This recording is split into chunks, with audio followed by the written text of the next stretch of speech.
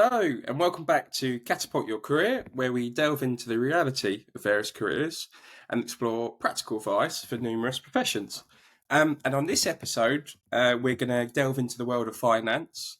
And I've got none other than a good friend in Philip Richards, who is a Group Chief Finance Officer at Provide Community. How are you, Philip? I'm very well, Michael. How are you? I'm good. I'm good, and I know Philip kind of quite well.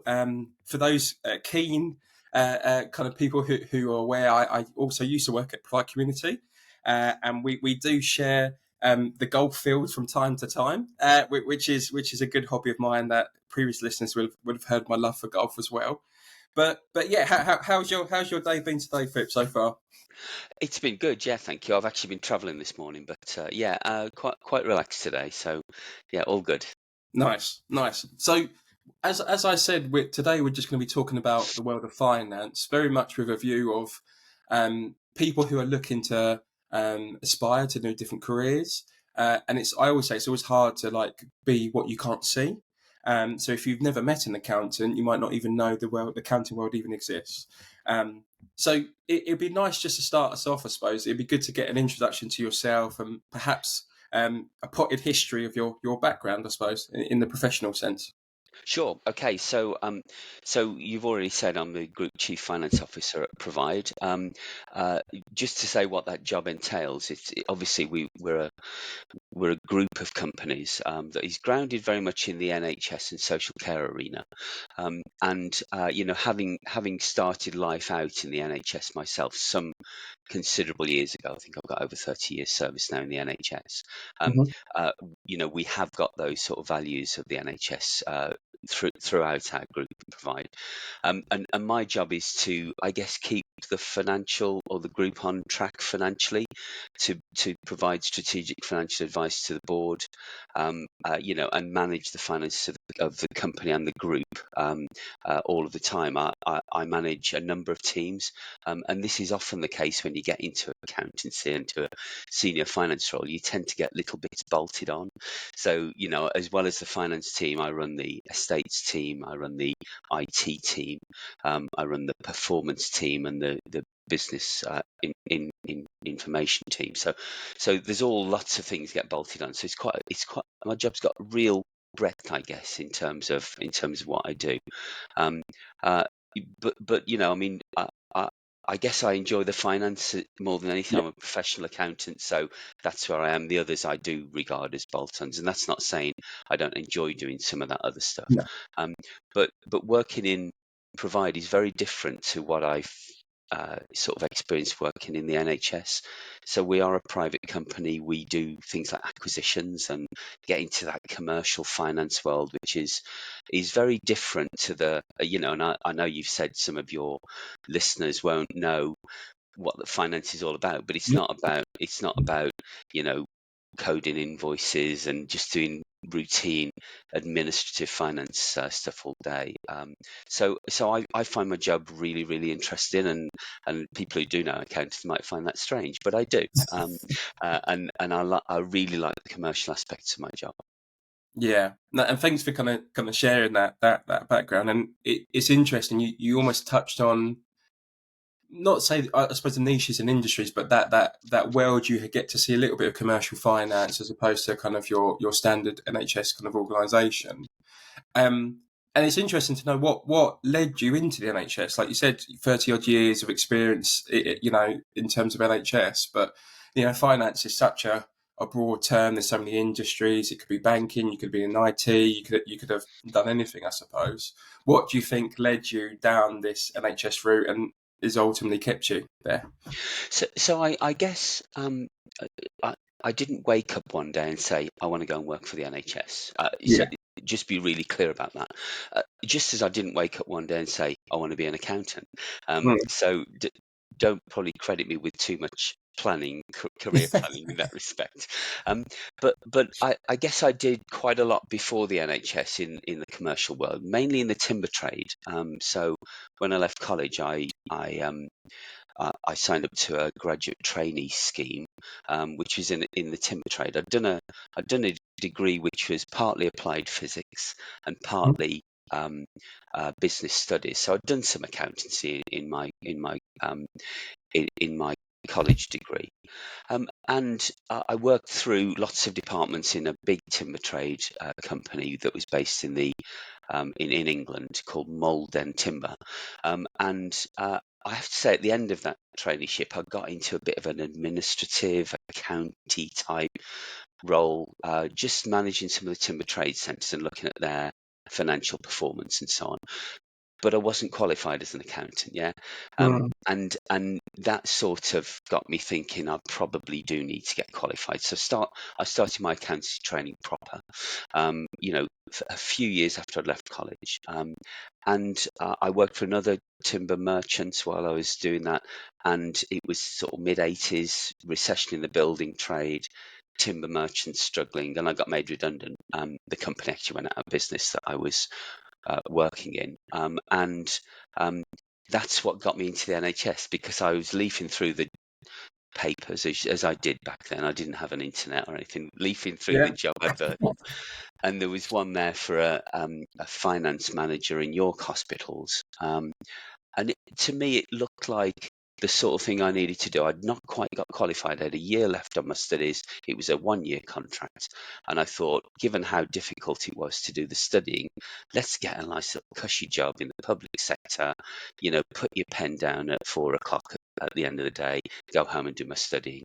Um, Hmm. and it didn't turn out like that at all. But that's how I got into the NHS. It was a 1-year contract, and it was through, I wouldn't say desperation, but through the fact that I needed a job and I Yeah. needed something to support me as I went through the final year of my studies. And to be fair, I don't think I've ever thought about leaving the NHS Yeah. since that time, which was back in 1993. So I'd say 30 years ago. Yeah, and I won't make you feel old to say I wasn't born then, Philip. I definitely wouldn't mention that. But I think thank you for kind of being transparent about how you kind of fell into that world. But like you said at the end, there's something about, yes, you might have kind of fallen into the NHS out of necessity almost, but something's obviously kept you there. And I suppose what do you think it is about the NHS that's kept you in its various forms and various transformations that it's gone through? What's kind of kept you in that space, do you reckon? So, so it might sound a bit corny, Michael, and I don't mean to be corny, but I think everything I do helps with patient care in the NHS. It really does. And I'm an accountant. I'm not a nurse. I'm not a doctor. Um, but my job is about making sure we use our resources properly and effectively and efficiently in a way that delivers a maximum quality of patient care to the service users that we have, whether that's NHS, social care, some of the private stuff that we do. It's still making sure that the people who are paying us are getting good value for money. The NHS is one of the most dynamic environments I've ever worked in. Political change, policy change, etc., have massive implications on the NHS. And actually, the funding model has stayed the same over the years, but there's been real intricacies in how money is accounted for in the NHS. And you almost have to reinvent the way you're dealing with finances every sort of 2 or 3 years in the NHS. So it never stands still, and I like Mm. that. I like the whole change and the change environment. So I don't know if that sort of answers your question about why I would think I just want to stick at this, because you're doing something different all the time. Yeah. Definitely, definitely, and I remember actually, funny enough, when I first joined Provide myself, so almost probably 6.5 odd years ago, the CEO at the time mentioned, he said that the only constant is change. Yeah. So to kind of Yeah. prepping you when you're entering this environment, the only constant is change, and I completely agree with him with the time I spent in the NHS, and that can have different effects for different people. For me, and perhaps like you, I quite like the variety that brings. That every couple of years you don't kind of stand still. You're always having to adapt to kind of against the market you're in. Whereas for others, obviously, they might like to have more of a automated kind of. They know what they're going to do before they even step in the door every day for the next 3 to 5 years, and that's fair Mm. enough, I suppose. But what for you, obviously, you kind of then did that accountant status and kind of went on to senior positions. I Yeah. suppose now for people who are looking to enter the accountancy world and perhaps even eventually go to senior managing like you are today, I suppose the first and obvious thing for me to say for other listeners, not to take for granted, is you very much need an accounting qualification to kind of go to your level, I presume. Yeah, yeah. Yeah, and when I guess when I was at school, I did enjoy things like mathematics and so on, and we didn't. I guess the sort of syllabus back in the day didn't have things like accounting or business Mm. studies. I mean, it's starting to come in, but doing numeracy is an important quality. You don't have to be good at mental arithmetic. You just have to understand numbers. Yeah. None of us get away without using calculators these days, do we? So, but just understanding and being numerate is a good start. But clearly, you do need that proper accountancy qualification. And for people who are thinking that maybe at school or at college at the moment thinking about moving on, you normally need a degree as a prerequisite to get into a CCAB, which is the Central Council of Administration Bodies qualification for an accountancy qualification. So normally a degree is a prerequisite. You can get in without a degree. So if you've left school earlier and not gone into college, you can study something called AAT, which is the Association of Accounting Technicians, and that's a 2 or 3 year course that gives you those fundamental accounting principles and basic accounting knowledge that allows you then to do the CCAB qualification, and that's about 4 years overall. So 3 years at AAT, 4 years CCAB.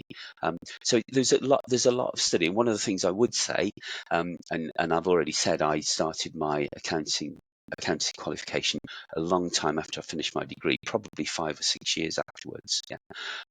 And I wouldn't make that mistake again, I have to say.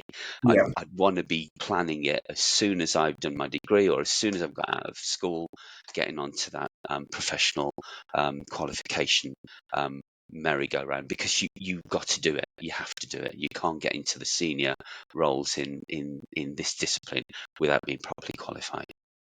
Right. No, and thank you kind of for sharing that. That's like, I suppose those are the key nuggets where, whenever I talk to different people from different professions to kind of understand. And you said CCAB.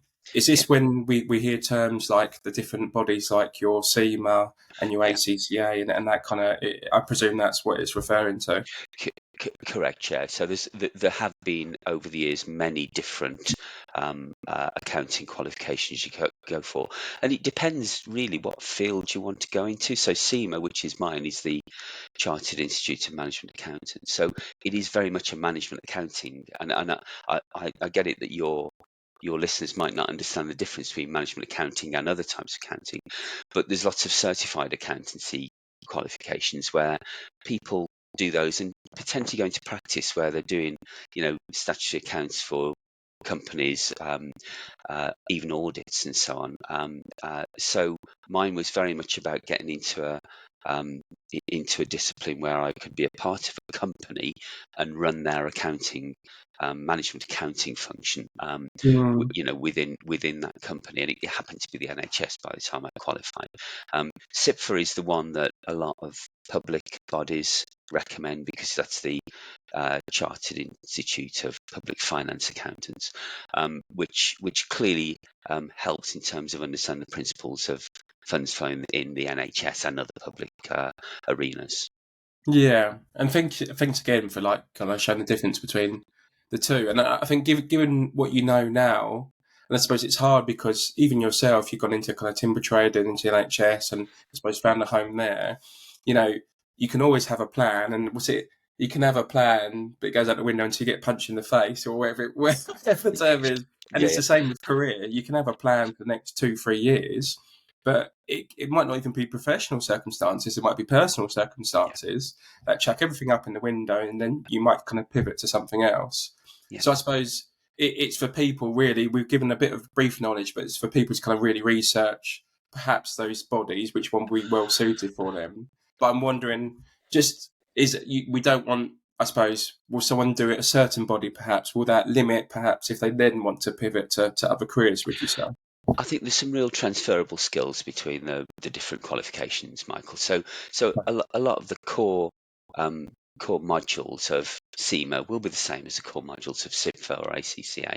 Um, I think having a CCAB qualification is important, and it doesn't restrict you. I don't believe it restricts you. Mm. In companies that I've been recruiting, I've not been worried if an individual come into an interview as an ACCA, SEMA or SIPFA. I might have a preference for SEMA, but that's just me. Um, but I've recruited people from all of Yeah, those with all of those qualifications without having any preference of which they have. It's just important that that the individual has the ability and has demonstrated that they can do what's necessary to do the jobs properly, to do yeah, accounting properly. I think if your aspiration is to work for an accountancy firm and to provide services to lots of different small companies and so on, I would probably be looking at the ACCA route. I'd probably be looking at certified. But as I say, there's nothing to stop you doing some, transitional training to get you to where you need to be if you're a SEMA qualified accountant. amazing. Yeah, that's. I think that's good to know because especially, it's easy once you've, pardon me, done the qualification to look back. But I think you know, it, you'd feel very kind of hard done by if you kind of followed or pursued a route and then realise, oh crikey, actually, Yeah, now given my experience, I would like to pursue this. So it's nice to know for those who are listening, if they want to pursue the world of finance and whether it's the senior positions that yourself are in or others, that there is room to kind of transition and that yeah, perhaps won't be held against them, per se. So sure, yeah, sure. that's kind of good to share. And I think if we now pivot more, I suppose, on your role as a kind of a group chief finance officer, I suppose we know a little bit what perhaps accountants do and various administrative roles can undertake. But when it comes to the chief finance role, and you already mentioned the bolt-on of different services, that's when perhaps you might have a wider breadth of activities and a wider breadth of responsibilities. If you were to, and it's always a bit of a tricky question, but if you were to sum up what perhaps the average week looks like for you in your role as a kind of a group a CFO, what do you think that would look like? I'd love to say to you that, my role is a strategic one, and I spend all my time doing strategy. Of course, I don't. That's the aspiration, and some of the stuff I mentioned earlier about acquisitions and looking at how we deliver our growth strategy as a group is really important, and finding headspace to do that is always difficult. One of my frustrations about working in the NHS is there's a real meeting culture. Um, so I do find for our NHS contract, I get dragged into meetings. So my typical week is not what I would want it to be, I'd say.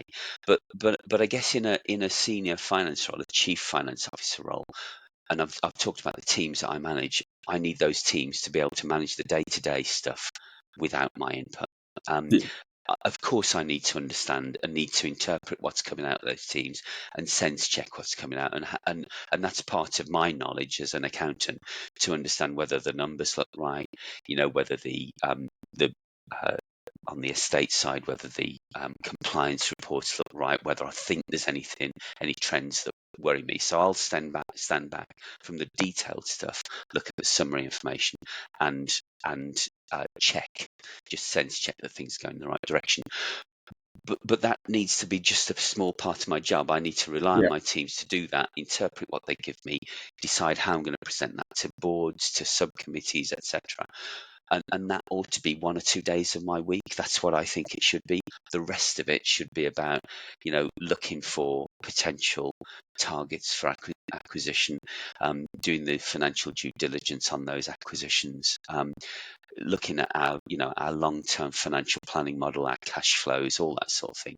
And it takes you into some dark arts, I would say, in terms of how certain is the future, and how yeah. do you interpret, look at interest rates.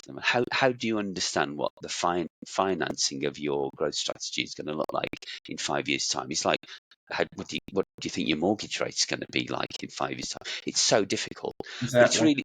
really interesting and really challenging work.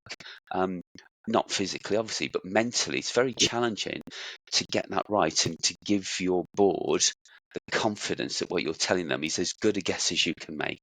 Does that make sense? It does, it does, and I think, you know, at most all you can do is make informed decisions, and I think you can base it on trends of data. And even if you were to go into the world of investing, even when you look at different portfolios where you want to invest money, they're very clear to say, you know, past performance isn't always indicative of future performance. So you can base it on past performance. This is what the interest rates, this is what the returns have been. So in an ideal world, this is what they will continue to be. But who knows? Unfortunately, there's wars going on currently in the world, and how that can have an impact. There's micro and macro things that perhaps won't affect you. You won't think affect you in your day to day, but actually can have a much more wider impact to your organisation, especially perhaps at your level when it's a Yeah. far bigger organisation at a more strategic level. And Sure. you must have, especially in terms of your position. Obviously, you're more in the NHS in the kind of the public service, or even as a private company. But I'm sure you have a window into other CFOs from other industries. And I suppose if you were to pull out any major differences, would you say that perhaps a CFO in whether it's a finance and banking, or just a different industry to kind of health and social care, how would you say their week perhaps would change to yours, do you think? And I think they can probably get to that position that I would like to be, where they split their week properly and they Mm, they have more of a strategic focus on what their working week would be. And if you think about some of the big, blue chip industries and even, as you say, banking and finance, um, that is all about future strategic planning. It has to yeah, be. Um, they're probably much bigger organisations, so they've got much more strength in depth in terms of the teams that mm, work for them. So they can probably rely more on the teams to do what they have to do. They would absolutely not get dragged into the sort of meetings I get dragged into, the commissioning sort of stuff in the NHS.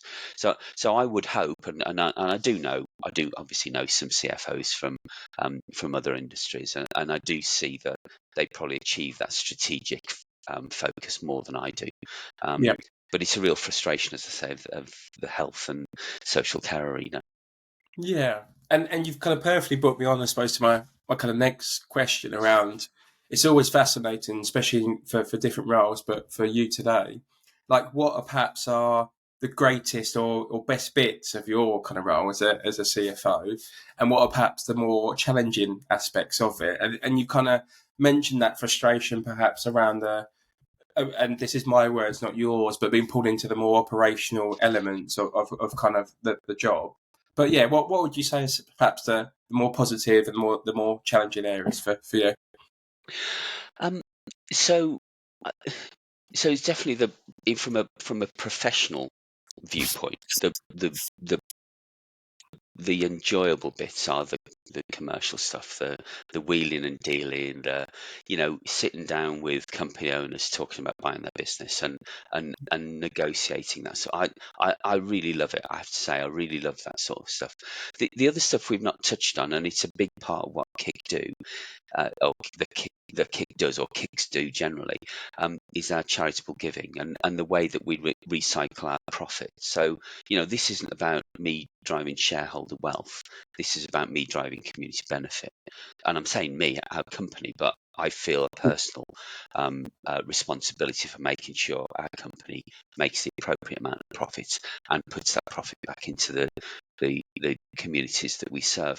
And I guess there's two aspects to that sort of charitable giving. One is the charities themselves, the voluntary sector organisations, and we're giving away £800,000 this year to charities and voluntary sector organisations, and it's brilliant, and I Mm, absolutely love that. And our council of governors, love going out and seeing these companies and seeing the sheer delight and joy that those people yeah, show when they're presented with these wonderful amounts of money. But the other thing is the way that we treat our colleagues across the company as well, across the group, and giving them really nice gifts at Christmas, really, really supporting the charities that they want us to support, um, giving them a small amount of our profits as a profit share, which, they won't have been used to getting when they worked in the NHS. I think they're the good bits of the job, going around talking to people about our company, which is a big part of what a board of directors should do. That's not part of my responsibility as a finance No. professional. Part of my responsibility as a director of the company. We don't take that lightly, and it's a really nice part of the job, Michael. Yeah. And I think just to speak to that, and obviously you mentioned Kick, so a community interest company, Yeah, and the main premise of the Kick in the way it's set up is a portion of their profits is always reinvested back into the community, like you kind of really well articulated.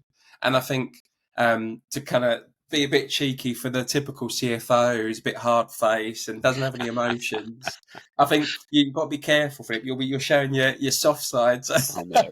I know. But Um, I think you're bang on though, like £800,000, like to, and I always talk about legacy, and it's something I do actually as well personally. So I donate a percentage of my salary to charities, and in my mind, once I reach certain salary points, I have a plan to change the percentage that I donate.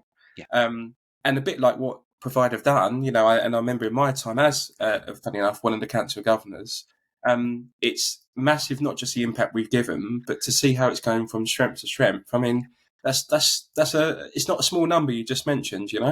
no, it's not. No, and we're north of 4 million over the time we've been or since we split out from the NHS and became a Kick, 4 million quid. It's a phenomenal amount of Yeah, money yeah, over sort of 11 years. Yeah, absolutely. And I suppose now if we kind of talk about the wider finance industry as well now, and perhaps some of the misconceptions or myths about finance. You've already mentioned your more softer side, so we know that not all accountants are heartless and have their emotions. But what would you say some of the more misconceptions or myths about that kind of finance or accounting? Well, I, I guess people who don't know accountancy think they're a bit boring. I would say, yeah, you know, you I often say I'm really glad I'm an accountant. And I enjoy my job, but I'm also really glad there are auditors around because they're more boring than accountants. Sorry, guys. I'm sorry. I'm sure some of your listeners will be auditors, but you're all switched off. The auditors didn't have a, I'm they've had enough. I'm sorry. But no, it's a real misconception, and well, you just need to go and watch the Finance Christmas Party. Seriously. Um, There you go. yeah, but that's it. I can't think of other misconceptions. That's a big enough one on its own, isn't it? That I guess we naturally are planners, a bit insular, a bit, but you don't have to.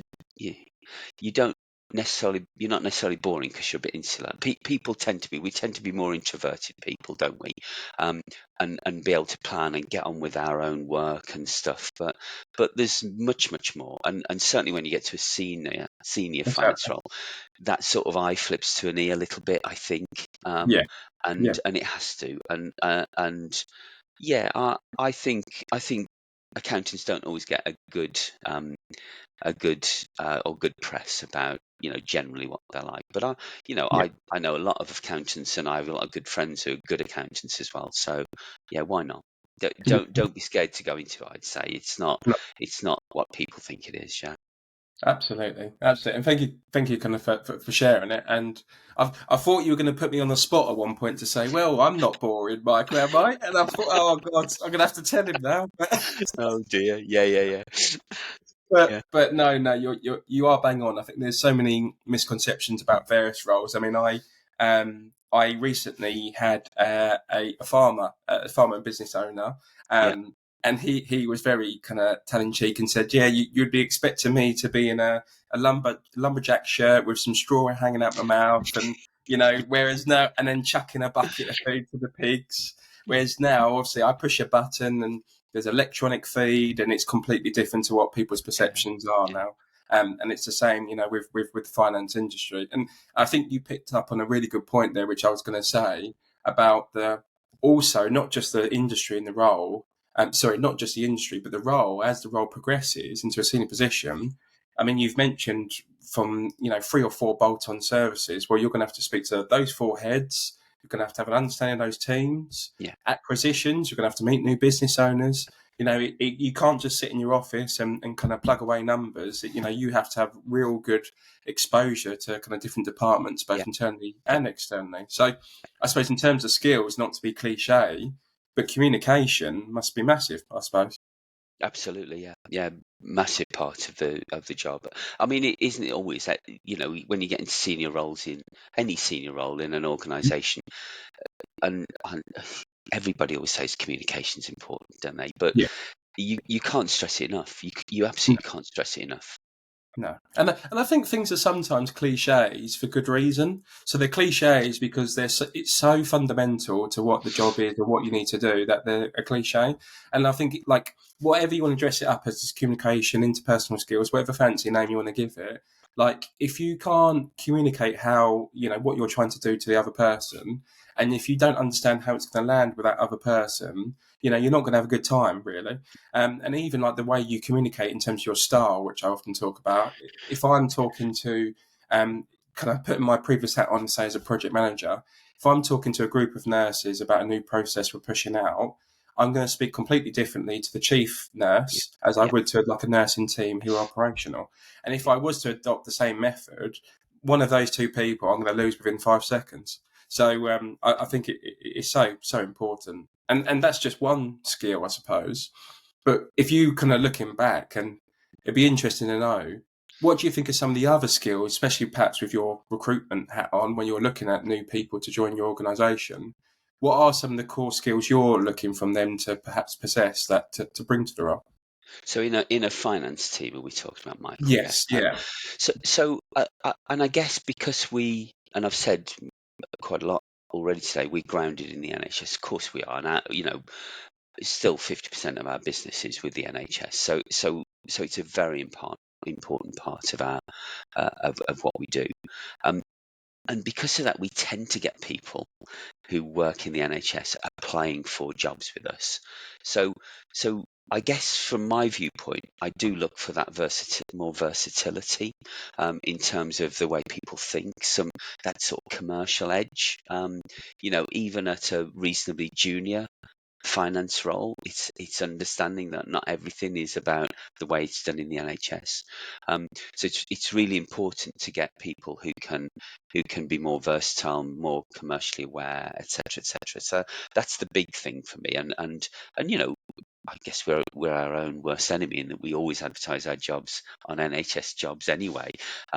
If I could make up the rules or change the rules, I would not advertise on NHS jobs. And that's not trying to be offensive to people who work in the NHS, because I think some very, very good people work in the NHS. It's just I think we need people who have got that more commercially grounded in what they do. So that's been the major thing I've looked at, Michael. I don't know whether that answers your question or whether you want more from me. no, that's it's all good. That does answer my question in terms of that more wider commercial mindset, and I think that I would pull out of that for me in terms of not just finance but other roles that we get really like worried about. This is a great term called squiggly careers. So your career is not just like a diagonal line in terms of progress. You do something over here, then over there, and it's all a bit Yeah, squiggly, yeah, and then you end up in quite hopefully a position that you enjoy and happy with. But that kind of pivoting of different industries and different roles, people worry how perhaps the perception will be to an employer. Now, granted, if you're leaving every month of a different job, then that's going to have a different image. But I think I can only speak about my own personal experience when I now joined my current role as a kind of a careers officer helping students, postgrads. They really valued my wide experience of doing a few different things rather than the quote unquote kind of going up higher education and going into that role. And because I came with a much more wider breadth of knowledge that I could apply. And I think that speaks to what you said in terms of perhaps that wider commercial mindset of these are, when I come and face a problem, it's not like, oh, I already know the problem. This is what we do. We've done it this way for the last 10 years. No, they have a wider experience that they can kind of bring and new innovative ways of working. yeah, Um, yeah. and I think that's really good for kind of the finance role. And I suppose now if we were to kind of get the crystal ball out and say you were more in a CEO role, so more running the organisation, Yeah. if you were to appoint yourself, so a CFO, what do you think you would then be looking for that kind of particular person to bring to the role in terms of to skills? It's a really tough one, isn't it? And I did actually consider going for the CEO role a few years ago, and one of the things that stopped me was I wasn't sure how I'd deal with my successor, which is always going to be hard, isn't it? But anyway, that's by the by.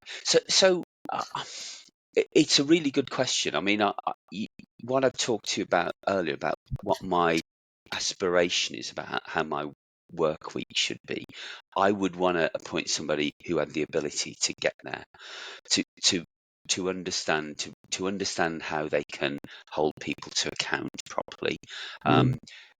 to make sure that then people deliver for them, that gives them the scope to do what they need to do. I'd have to have somebody who had that real commercial edge. And we talked about I'm showing my softer side. You probably wouldn't believe that if you saw me sitting opposite somebody trying to buy their company. There's nothing soft about that.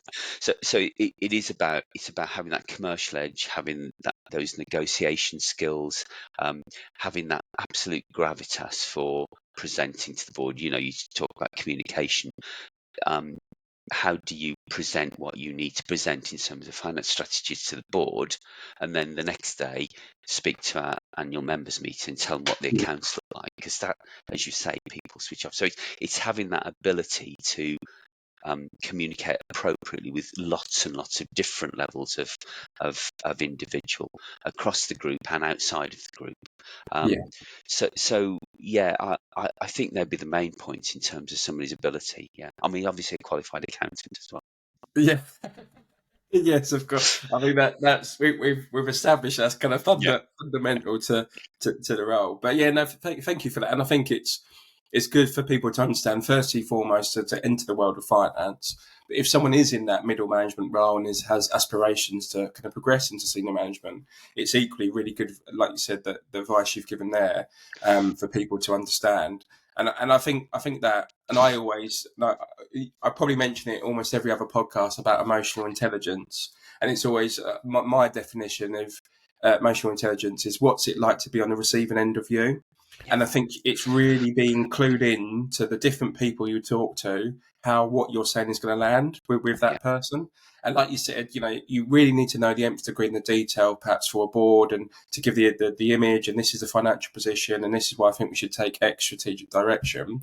But if you were at annual members meeting where you're talking to every member of your organisation, who can be people from the cleaners to the nurses to financial or admin roles, you're going to communicate in a completely different method and a completely different style. So I think yeah. that's really kind of helpful for people to hear. And as we start to kind of look to pull the kind of episode to a close now, I suppose, given your you said 30 odd years just in the NHS, your kind of real extensive experience in this world, it'd be really interesting to know if there was a younger Philip who had a full head of hair glowing, I That's who's remember that. it well. Yeah. I've seen the pictures, so that's why I am saying it. I've seen the pictures. Um, what do you think your advice would be to that younger Philip? I might be repeating myself, Michael, but I think if you're a 16-year-old, let's say, and you're thinking about getting uh, into accountancy, first of all, get some good advice. I mean, the the amount of information available across the internet these days is vast. And so Yeah, what you said before about people go and have a look at what are all these different accountancy qualifiers, which suits them best in terms of their career. yeah, Before they do that, then, and I hate to talk about career coaches, Michael, but there is something about. Did we have that when I was young? We had a careers officer at school, but they weren't professional careers coaches. They no, were one of the teachers that did it as a bolt on, a bit like me doing a stage. So so get some proper advice from some sort of careers advice, proper careers advice, but then start on that track as soon as you can. Don't leave it. I mean, I ended up doing my final year accountancy. As I said, when I was first moved into the NHS, I also had two very small children, and it is so difficult to do it at that time of life. Mhm. Is it just turning 30? Um, and I don't think. I was fortunate to have some very good um, uh, support around me to help me do that. But you put yourself through too much stress if you do it too long, too late into your life. Do it when you're young. Do it when you've got time to do it, and get those qualifications. And the world's your oyster. Um, there's lots of professions who say this about, but the world isn't going to run out of accountants. It really isn't. No, no, and I think it's an interesting concept. I mean, firstly, thank you really for kind of sharing your own insight and your own experience. And I think there's a piece around accounting is such a core fundamental that you can apply. You don't have to just be a quote unquote accountant for the rest of your life. You can then take that fundamental and that principle, I suppose, into various different roles, Absolutely. and it gives you a hell of a grounding in terms of understanding the business and all the rest of it. Um, and I think that there's a piece almost I would pull out of that as well in terms of just do something. So people kind of procrastinate, I suppose, and it's like I've said this before, like it's some sort of plan or game, and I need to take the perfect step now, and then I'll do this, and then I'll be X, Y, Z. Whereas if you just actually do something, you'll learn a hell of a lot more than just kind of spending a year kind of thinking, oh, is this the right decision? Is this not the right decision? And of course, you need to take careers advice, and also I always say network, find you, but 3 to 5 years on. So if I was 16 and I was looking at accountancy, I'd find someone who's perhaps 20 who had just started their qualifications, probably one in ACCA, one in CMA, one in SIPFA, Mm. and I'd message all of them and say, what have you done? What you would have done differently?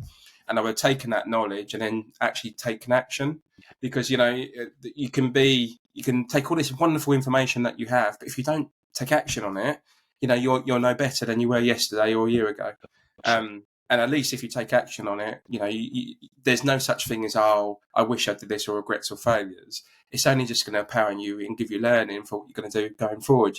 So, Yeah. yeah, thank you so much for sharing. And I suppose before we kind of pull this to a close, it'd be interesting. Is there anything you would like to discuss that we perhaps haven't brought to the table so far before we kind of close? There isn't, Michael. I think we've talked about a lot, and I hope I've made sense, and as far as I'm concerned, we've covered the major issues we needed to. So, thanks for your time. It's been great. No, amazing, and thanks again for yourself and sharing your kind of knowledge and insight for others.